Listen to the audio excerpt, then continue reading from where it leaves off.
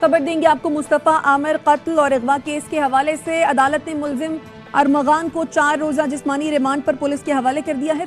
जी बिल्कुल, मुस्तफ़ा आमिर अगवा कत्ल केस के अंदर इंसदाद दहशतगर्दी की खुसूसी अदालत नंबर 2 ने अरमगान को वल्द कामरान को 4 रोज़ा जिस्मानी रिमांड पर पुलिस के हवाले कर दिया है। अदालत में जैसे ही उनको सख्त सिक्योरिटी हिसार के अंदर पेश किया गया तो अदालत ने इस्तफसार किया कि सरकारी वकील से कि 4 FIR है मुलजिम पर, जिस पर सरकारी वकील ने बताया कि 4 मुकदमात हैं। अदालत ने मुलजिम से इस्तफसार किया, आपका नाम क्या है, जिससे उसने बताया मेरा नाम अरमगान है।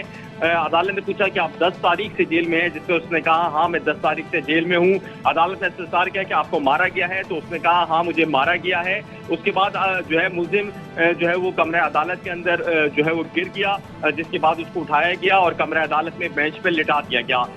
अदालत में जो वकील हैं मुलजिम के, उनकी जानिब से मौका अपनाया गया कि मुलजिम की हालत ठीक नहीं है, इसका मेडिकल कराया जाए, जिस पर अदालत IO पर भरम हुई तफ्तीशी अफसर पे। उन्होंने कहा कि मेडिकल तो पहले दिन ही हो जाना चाहिए था।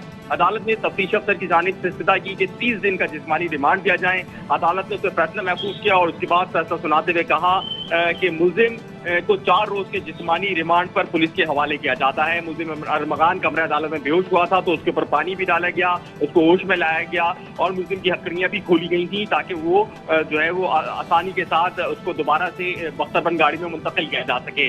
और अब उसको बख्तरबंद गाड़ी में मुंतकिल करके यहाँ से वापस ले जाया जा रहा है और हम देख रहे हैं कि पुलिस और रेंजर्स की काफी सख्त सिक्योरिटी यहाँ पर मौजूद है।